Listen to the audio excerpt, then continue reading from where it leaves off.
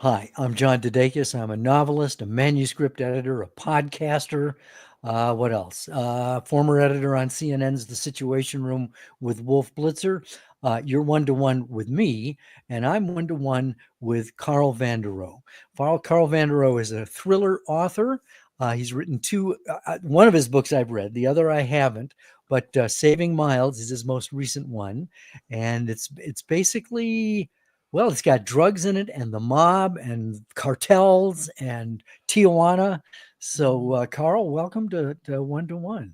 Well, thank you. Thank you so much, John, for inviting me to this conversation. It's Tell going to be me, fun. well, I think so. Well, you say that now, but anything can happen. Um, Or it's going to be painful. I don't know which. so let's talk about Saving Miles. Okay. It's your second novel. It's been out for a little bit, so it's already Yeah. had a chance to get some traction. I read. I mean, I've read it, and it's very powerful, and there's a lot of emotional authenticity there. So tell us about Saving Miles. Well, good. I'll tell you a little bit about what it's about, and then we can talk about, how I came up with the idea and all that stuff. Okay. But I'll give you a little premise, and it's about two parents who have a very difficult son. And he's so difficult that when he's 16, they send him away to a residential treatment center. It has blown the family apart. The parents are separated. But when Miles comes back, he seems to be totally cured of his behavioral problems. Then he sneaks off to Mexico to do a drug deal, and he gets kidnapped. Mhm. Now the parents, they don't have any more money. They've spent it all on the treatment center. But the wife works for a man who owns a bank with a kind of sketchy reputation. But that man offers to help them negotiate Miles' release, and he'll even loan them the money for the ransom. But well, that's where the book takes off. Well, and it's one of the things that struck me is that there a lot of it is set in Tijuana, south of the border. And so, did you go there to research it? It certainly has, it feels real. I did everything but get kidnapped. Okay, good. But I did a lot of work for the YMCA here in San Diego, and we'd done work in conjunction with the Y in Tijuana. So I asked some of those folks. I said, "Say, can you show me some places in Tijuana what I could use for settings? Like, where could a kid get kidnapped?" Yeah, So they showed me these places. For instance, but doesn't that make you at risk as well? I didn't think so, but stranger things have happened. Right. I'm a novelist, and I was caught up in what I was trying to do. I mean, in one of those places, that it was an entertainment area, and there were all these people around and drunks, and you can smell the marijuana. And I thought, and guards in the parking lot, and I thought, I Mm. don't see how someone could get kidnapped there. But then we found this underground driveway that went into a below parking structure, just decrepit. I Mhm. mean, water on the floor, chunks of concrete falling from the ceiling, smashed light bulbs on the ceiling, no guards, no one in there. And so, John, you're a novelist. You can imagine what I thought then. Mhm. Perfect. Yeah. Yeah. And they showed me other places too, like where do the rich people live, and what Mhm. are those places like? I mean, they're like compounds. Yeah. Some of these estates are as big as football fields, Mm. and they have walls in front of them. They got guards and cars out front. The trees on the street are all dying from the dryness, but all the gardens in the back are doing quite well because they water them. Mm. I mean, I thought, well, here's where a money launderer, a very successful money launderer, could live. Mhm. And they showed me, the red light district and what was going on there. They showed me where a center for street kids might be, for or an orphanage. All those. I took lots of pictures, and I wrote lots of notes. I don't know about you, John, but often when I take pictures and I come back, it hasn't really captured it on the page. Hmm. So I find when I take notes that I can get closer to getting it on the page. Hmm. So, that's what I did to research that particular location. Well, and one of the things that plays out is it's sort of a backstory thing about residential treatment Mm, programs. And you were telling me that, and of course, in this case, Miles is sort of involuntarily mm, snatched for his own good and taken to one of these, and I would imagine that that is the kind of thing that doesn't really, as desperate as parents can be, that doesn't necessarily. I mean, the kid has really got to want to change, mm. and I would so does residential, based on your experience and research, does residential, I don't know if it's residential, or how would you describe the kind of care that Miles got at this rehab facility? Well, first of all, most of them won't go on their own accord.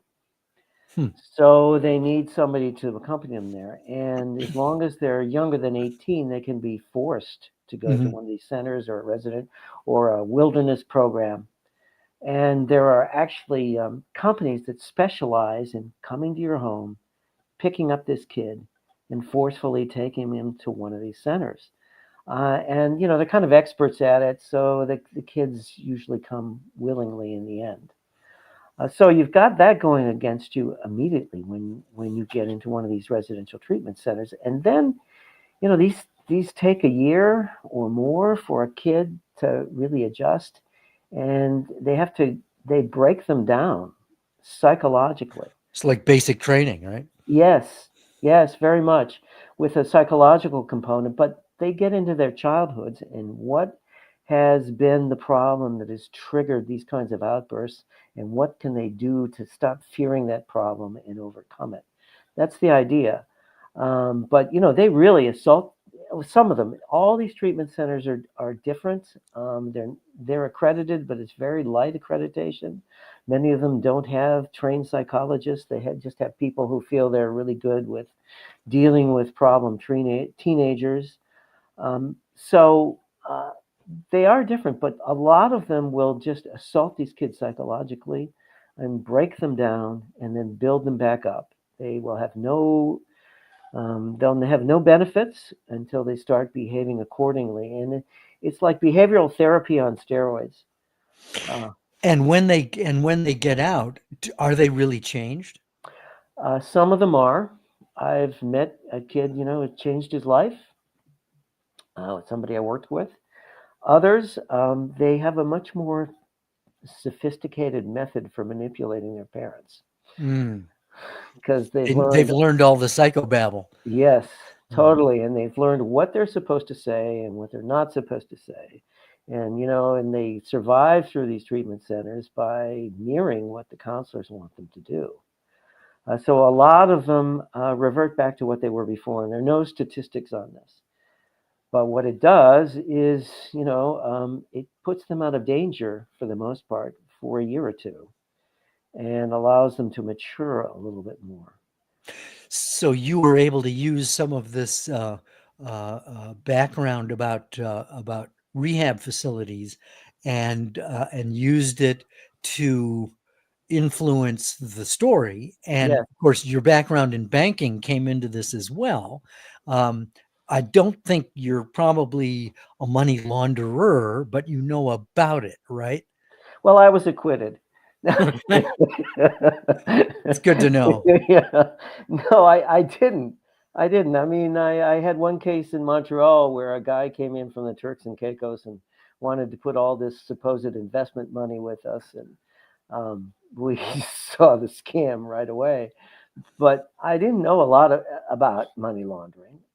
So I actually joined an anti-money laundering organization. Huh. And it's called the Association for Certified Anti-Money Laundering Specialists.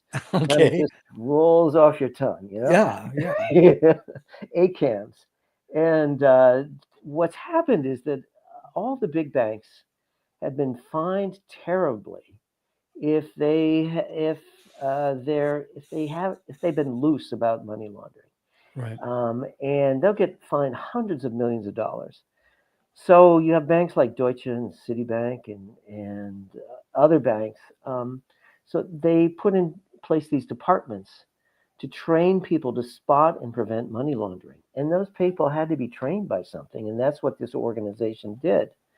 And so they got thousands of members. They have an annual conference in Las Vegas. And I joined up with it, and I went to some of the seminars. And they thought I was kind of weird, but but it got some really interesting background, and a lot of it related to international trade, which I did a lot of when I was a banker. And it's estimated that as much as 7% of the world's international trade is actually disguised money laundering. So it's huge. It's endemic. So I thought, I learned all this, and I wanted to put some of these mechanics in the book because I think many thrillers will touch on money laundering, but they don't really get into the mechanics like I did in this book. How did you teach yourself to write thrillers? I Let's see. I've been doing it for a while. I've taken courses. I'm in a writers group. You go to conferences, and just 2 weeks ago, I was in the intensive novel writing course with Stephen James and Bob Dugoni. You can always learn more about this, and that's what I'm trying to do all the time, get better. But much of it is just it's fiction, you know. I mean, Shakespeare had a lot of crime involved, right? Mhm. So it's been in literature forever. And the key is, to have compelling characters with conflict between them and something that motivates them to have to change. You know, So, talk about your first novel, Murderabilia. yeah. Okay. So, do you know what murderabilia is? No. Okay. Well, if you really want to get grossed out, Google it. These are primarily pieces of art produced by serial killers and other convicts in prison, Mm, and they're sold in the dark web, all over the dark web. So you can get pieces supposedly made by Charlie Manson and William and Gacy in Chicago did all these clown paintings, and mm. some of them are sold for thousands of dollars. Jeez. And you can get somebody's glasses or their poetry or So that's what murderabilia is, and in this book I explored that a bit. When I thought, well, I was a private banker, and what kind of secret would a private banker have he wouldn't tell anyone? Mhm, Well, suppose his father was an infamous serial killer, mhm, and his mother had moved the family from Illinois to California, changed their name, and nobody in his bank knows who he is. But their father is famous for taking very well composed black and white photos of his victims. mm. And so, that some people think, originated murderabilia. And the other component I wanted to put in that book was that I was raised a Christian Scientist, Mhm, and in this religion, in its most extreme, people believe that matter isn't real, and that if you have any illness or any problem, all you have to do is deny it and reflect God, mhm, and you will heal yourself. mhm. So I thought, what a perfect religion for the wife of a serial killer. Hmm, hmm, hmm. So I And put you write what you know. And you write and what you you know. write what you know. Yeah, yeah, yeah. So that, and in this book, the son has been escaping his father's stigma his whole life, and then he's accused of the same crime. Okay. What prompted you to even go down this rabbit hole? It just went on its own, You start from a secret, and then, what could happen to expose that secret? Well, suppose he's accused of the crime. And then what do you add? His father's capability, photography, and how did Christian Science both uh, stop his son and his sister from grieving and yet help them escape the stigma? You just kind of put it all together and see where it goes. So this that came out in what, 2019? Yeah, yeah, And you had Karen Slaughter did a blurb for you. yeah. That was, and it won some awards. So that, I mean, this is right out of the gate. You're getting awards and getting, high-powered blurbs. How did that come about? Well, getting the whole thing published was a saga, because I had this idea for a book, and I was writing a first draft. So I went to the Hoya Writers Conference, and I needed to find somebody who was a developmental editor, right? Yeah. Um, And a so developmental editor looks at the story and the characters and all that. They don't get into the nitpicks about, typos and stuff. yeah, yeah. So my gosh, who wrote Deep End of the Ocean? Shoot, her name just slipped me. Anyway, she was there, and I gave her the concept of the story, and she I said, "Can you recommend someone?" And she said, "Yeah, I can be your developmental editor." And so as it turned out, she had lost a lot of her money through a financial scam, so she was taking on people like me to do the developmental editing. And so she helped me for a couple of years on this book. Then she introduced me to her agent, founder of a big publishing house in New York, and he took it on. And I thought, God, I got it made. I mean, this is going to be a bestseller. I'm, I am really, Um, Jacqueline Michard, that's the name I'm trying to think of. Sorry. Sure. Yeah. So I gave him the book, and he signed me, and then his his staff, which were probably in their 20s, would read the book and come back to me with problems. And it would take them 3 months each time to read the book and come back. Mm-hmm. And this went on for a year. And then he said, "Look, Carl, I really don't think I'm the right agent for you." Mm. So it was never submitted anywhere. Mm. So then, I'm back to square one, right? Mm-hmm. And I went to a conference called the Algonquian Writers Conference Mm-hmm. in New York. And there it was just on how to pitch your book. Have you heard of this conference? I've heard of the Algonquin. That's Oh, that's not pretty not famous. that. No, this is Oh, Algonquian. They're a oh, little okay. different. All right. And it's just on pitching books. And Okay. so then I learned how to boil it down to a paragraph in a single sentence. Right. And I thought, 3 days in New York? I spent all this money for this? I'm going, okay, well, as a banker would say, sunk costs are sunk. Uh, So I then I went to a conference in San Francisco, a writers conference. And you go to these conferences, and there are all kinds of presentations on from writers about how like this one where they talk about their books and where they came from. There'll be craft conferences, and then there'll be networking sessions. Mm-hmm. So in the networking session, all these wannabe writers are there with a glass of wine, and all the developmental editors and agents are in their own little groups, discussing what's going on in the publishing industry, exchanging gossip, right? Mm-hmm. So we kind of sidle up to them and hope that one of them will, please, dear God, turn to me and ask me about my book. Yeah. So this agent turns to me and she says, "Okay, tell me about your book in one sentence." I had it. Yeah. Yeah. And she became my agent. She Whoa. still is. That's incredible. That's incredible. But it does, the takeaway for me, based on what you've said, Yeah. and based on all the writers' conferences I go to, is Yeah. that a lot happens at the bar.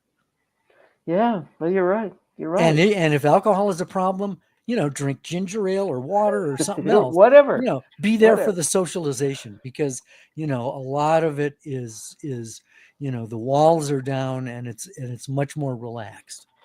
Well, and here's what every writer hopes for. This is like the trophy when you're in one of these conversations. Yeah. You tell them about your book, and the agent is standing next to this acquisitions editor, and they both go, "Ooh." But one sentence is not a book, so that means you still No. got to deliver when, Yeah, you do. they'll say, well, send us some pages. Yes, Um, yeah, it's they did. And by that point, it was at a good enough stage that it was ready. So, but then it goes on from there because you've an agent doesn't mean you're going to get published, right. right? So it's a dark book because the father took these pictures of of his victims, which he'd cut apart. So not everybody was interested in that. So we sent it out, I don't know, to 20 publishers. And then there was a publisher called Midnight Inc. who said, "Yeah, we like this book. We want to do it." And they were a good midlist publisher, lots of bestsellers, or well, some bestsellers and lots of prizes.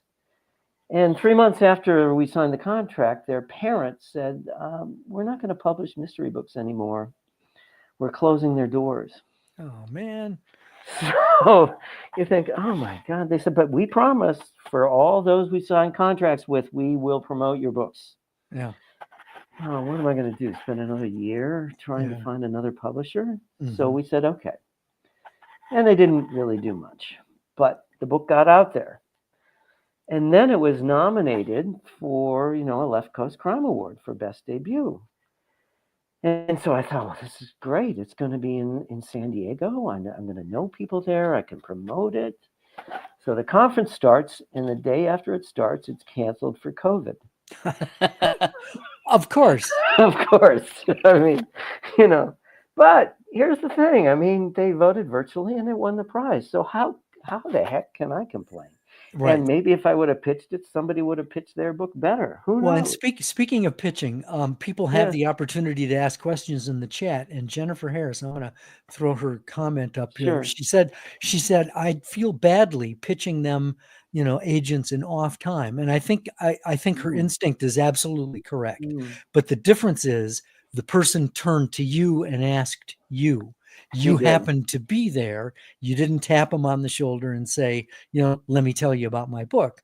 It was No. the other way around. So I think that Jennifer's instinct is still correct, right? You're probably more cordial than I am, or you have better manners than I do. I would have figured out a way to somehow get her to ask me about my book. Ah, And they expect it because they're at the conference to discover new talent. sure, exactly. Um, so, uh, so, so that's a traditionally published book, but now you say you've also turned to self-publishing as well, correct? Now, is Miles a self-published book? No, no. So when Midnight Ink closed its doors, the copies were no longer available. They didn't sell it anymore. So I put it on Amazon and self-published it there. And then I had to do a new cover for it, and I'll show you what that looks like because it's a little different than the red cover. Okay. But it's the same images, and so it's available on Amazon now. So um, And what's been that experience like? Has that been something that is a surprise, a pleasant surprise, a pain in the ass? How would you describe it? well, I don't know. I've been learning more and more about promotion, and maybe I didn't promote it enough. I got someone in the Philippines to help me do the cover, help me format it for Amazon's, and she did a good job. So it was out there, and it still sells books, but just not very many. Well, it's Uh, very labor intensive. I mean, if you're going to go yeah, the self-publishing route, you are the sole promoter. yeah. Well, I don't have to do much because it's only available on Amazon. So, Mhm. you go to Amazon and you order a paperback copy or an ebook, and then they print it or they send it to you, and then I get some royalties into my account. My $2 every quarter or whatever it is. Writing is its own reward, right? Yes, yes. Well, my wife, I think, would be satisfied with a Starbucks card at this point. Talk a little bit about your process. Are you a planner, a pantser, a plantser? How would you A describe your? planter. I'm more of a planter. Um, Murder Belia, I did a very detailed outline. It was I don't know 30 pages or 20 pages or something. But you realize as you write that you get better ideas than what's on the outline. Right. And I wrote that book more than 20 times. Really? So yeah, yeah. So I mean, I got better and better. It got better and better, and then it got Were, worse. were there beta readers along the way that prompted you, that showed you where it was falling short? No, well, Jackie Michard did, and then the agents, folks there helped me make it better too. So it got to be a better book. And then finally, at the end, I began to make it worse. So then I went back a step. So um, Do you use beta readers at all? I don't, but I think I should. I think you should too. You'll save money. Yeah, You don't have to pay yeah, a beta. yeah, yeah, I yeah. mean, look, I read Miles. You're a very good writer. Thank you. So, but I mean, I know from experience, beta readers are invaluable because the closer you get to the book, the less objective you are about it. And so Yeah, it's great to have fresh pairs of eyes who will tell yeah, you what's wrong with it. yeah, yeah. But they're not always right. And, No, they're and a not. lot of authors will say, be sure you get the right readers because, you wouldn't want a knee specialist to cure your heart, right? Operate on your heart. Right, So but a lot of, the big things that are wrong with a book, everybody can perceive. right. So beta readers are perfect for that. What kind of advice do you have for the wannabe author, the person who's got this story that's been nagging at them for years, but they're just sort of overwhelmed by the process? They don't really know how to start, how to get better. Uh, they don't even know if they're any good. They just have this drive and this story that they think might be interesting. Well, I think all of us aren't any good when we start. It's the rare person who's really Well, good. speak for yourself. Yeah, I am speaking for myself. I am. So, yeah. Um, so, what you want to do is, first of all, start writing. And then either get a writing course, go through that, join a read and critique group. And the advantage of those is that it forces you to get pages ready for, if they meet every week or every 2 weeks or every month. It forces you to get those pages ready. And like a beta reader, a reading critique group will tell you what's working and what's not. Because I've been in a group for about 10 years, and I will think something's brilliant, and they will tell me I've missed the barn. Oh my. Or I will think something's just okay, and they'll say, well, no, this is good. This is good. So, and I still have this problem. So I'm better at seeing what works and doesn't work in my own group work. Do you experience imposter syndrome? No, it's been too hard. I've had to work too hard at this. Okay, okay. Well, and I haven't had a bestseller. So, and I There's haven't had nothing it. to be imposter about, right? Yeah, really. I mean, yeah, there was some interest on Saving Miles from Hollywood, but that never went anywhere. So, Did you approach Hollywood? How did that happen? no, our agent has a Hollywood agent who doesn't work for us, and there was a director, and he's done some pretty good work, and he was interested in it, and but then it was right when the writer's strike was going on, and the writer's strike ended, and he had other commitments. So, Yeah, because I mean, Hollywood is so fickle, yeah, that to spend your time really chasing that dream is elusive, to say the yeah, least. yeah. Well, and it's all about money and getting the right actors to get behind the book and the right director. I mean, what can I do to promote that? In terms of, we're talking about process, how do you keep your research from getting down a rabbit hole? You can spend all your time in research. You can. How do you go about balancing that? It's hard. It's hard. I mean, in Saving Miles, I did all this money laundering research. So when do you cut it off? What do you use and what don't you use? Mhm. And of course, it's interesting to use, so you want to use it, but Right. not necessarily interesting to the reader. So you have to format it in a way that the characters will make it interesting to the reader. What would you say is one of the biggest mistakes you made as an early writer? Some of the things that stuff that you stepped in as a writer that just you thought it was like, oh, this is the way it should be, and it wasn't. Well, let's see. Thinking a book's finished before it is. That's one of the big mistakes. Voice. It's difficult to get voices right. I've made a lot of mistakes in terms, like in Saving Miles, it's got 3 voices, and it was hard getting the banker wasn't that hard because that comes mostly from That's me. you, yeah. Yeah, I mean I But wasn't you also write as Fiona. right, and that was hard. And how do you get into how do you make it believable and acceptable that she kicked her husband out of the house? So You how know? did you make it believable and Well, acceptable? that he was a workaholic and that she was the one that was left with all the problems, and she feels like she gave up her youth to raise her son, and she was such a failure, and he wasn't there, and so no, I'm going to start over again. So did you have beta readers who were women? Well, my reading critique group, they were. Yeah, exactly. Yeah, Okay. yeah, and that helped a lot. And I read things, I read Esther Perel, and I did research, and why do women leave their husbands, and why is it justified, right? Mhm. Because it was justified to me. I hope it's justified to the reader too. And again, this is about family and the family reconciling. So Right. Okay. yeah, my sort of motto is that behind every crime is a family. That's a great line. I saw that on your website, and Yeah, it's true.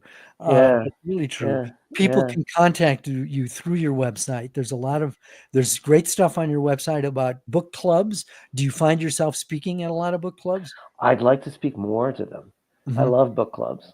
Yeah, Yeah, I mean, they all read the book. They all ask great questions. I mean, it's fun. it is. Yes.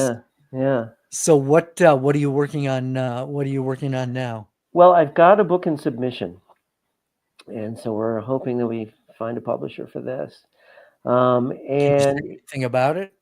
yeah, in this case, it takes place again in the banking world, in the retail side of banking. And a man has been mourning the loss of his wife to COVID for a long time, and it's made him just kind of stumble at work. He's been attracted to this coworker he works with, but can't really get out of his grief. And then she dies from a drug overdose, the coworker. She never used drugs. So he has to get to the bottom of what this mystery is. He's also got a mother who is the early stages of dementia, where she's lost a lot of her short-term memory.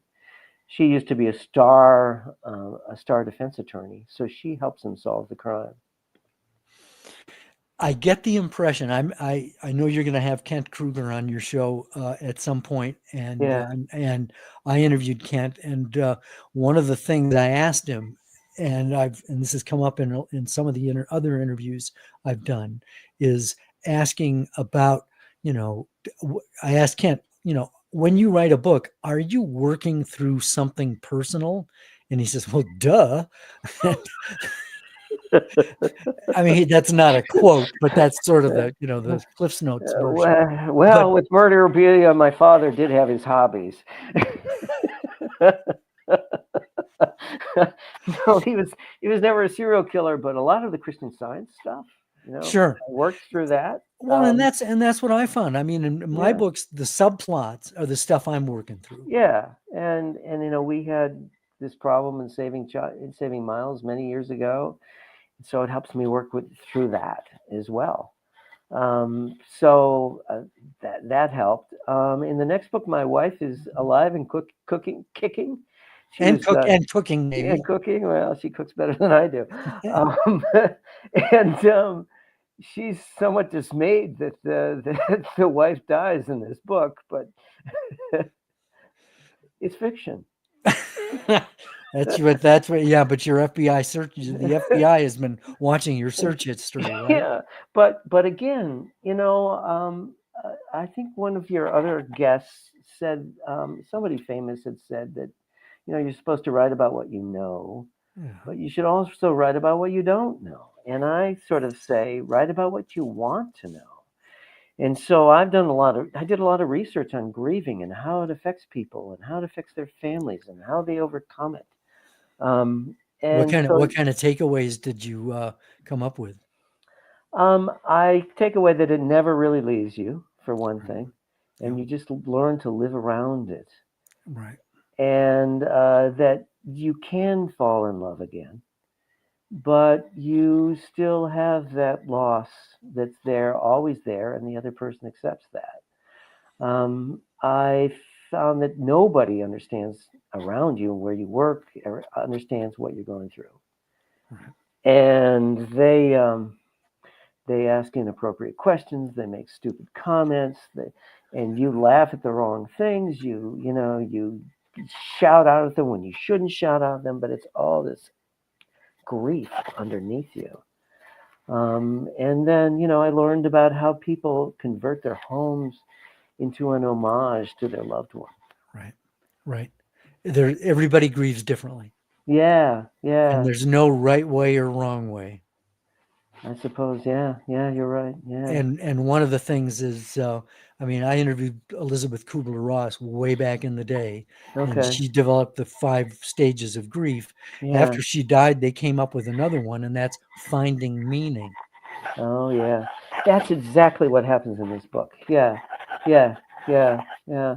I mean, and through finding meaning and getting outside of his home, out of his own culture, he learns to love again, Right. and that's the only way he solves the crime. But, Right.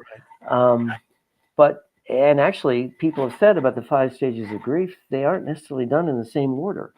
Right. Oh, you slide among them, and Yeah, and you might do something first and other things last. Who knows? right. Exactly. Exactly. Well, I mean, we could go on for a long time, but is there anything I didn't ask that you'd like to address? Let's see. Well, I'm working on another book. So, here's where you go into what you want to know. And this book has nothing to do with banking, and it's set in 1969. So it's historical fiction. It's historical fiction, which I've never done before. And now you can really go down the rabbit hole on that one. Right. Yeah.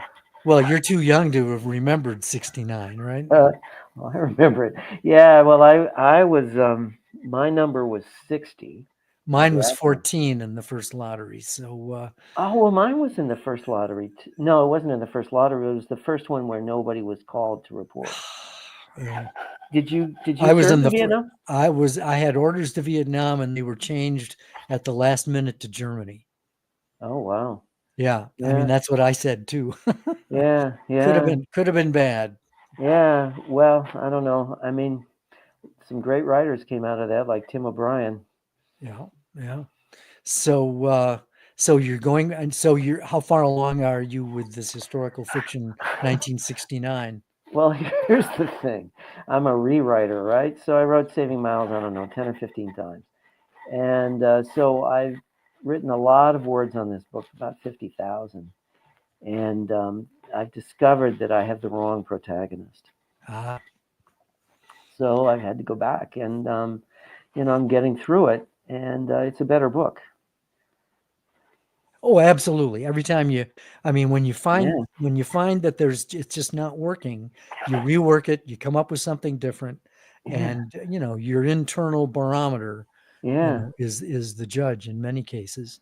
One thing we didn't talk about that I'd like to Uh-huh. jump to quickly, and that has to do with your work with the San Diego Social Venture Partners that mentors other nonprofits. Talk a little bit about that. That's not Yeah, doesn't have anything to do with writing, but it does have sure. to do with one of your books. No, it doesn't. So this is a national organization with chapters all over the U.S. and in some other countries as well.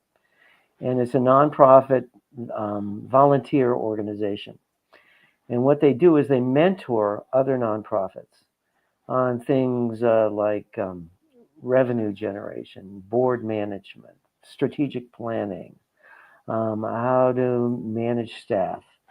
And many of these people come from positions in social venture partners that they were formerly CEOs, or they managed people, or they perhaps were senior folks in other nonprofits. So they have a lot of experience to help these other organizations on that. So I've been involved with a couple of them. In the last 2 years, I've been involved with Cesar Chavez service clubs. And we were a team of 3, and we worked for them for over a year to help them on their strategic planning, their messaging, some of the revenue generation as well. And we've just kind of ended the project. But it was a very good experience, and I just wish I had more time for it.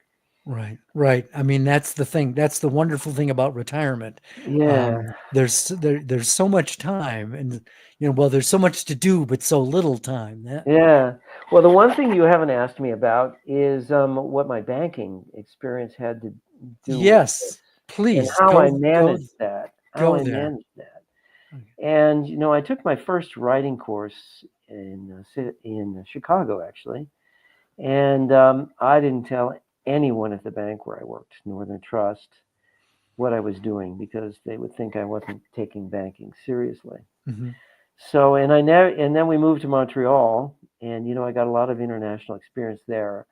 I actually worked for a French bank covering Latin America, and so I didn't tell anyone there either, because I didn't want anyone to think I wasn't serious, But I always had that bug that I wanted to be a writer. We came here in San Diego. I did private banking, again with the Northern Trust, didn't tell anyone. And then finally I quit banking and came out of the closet, And so, and as it turns out, some people that I've worked with really want to read my books, and others are laughing at me, but what can you do? Well, I mean, you write what you know. Have you gotten any feedback from people in banking that have been, that have either said, "Oh, you got this wrong," or you nailed it, or what kind of feedback? Yeah, let's see. Well, I got a few. The guy I used to work with, he really liked the second book, Murderabilia. He didn't like as much. It's And dark. It's dark. It's dark, yeah, and it's complicated. And then, I've had other people have loved the books. So, and maybe they're being, they're kind enough not to give me a lot of negative feedback, because it's too late now. Yeah, exactly. I mean, what is so there. Yeah. Well, excellent. We've been talking with Carl Vonderau. He's a thriller author, and he's got more on the way. I'm John DeDakis. You've been one-to-one with me, Carl. Thank you very much. Well, thank you. This was fun.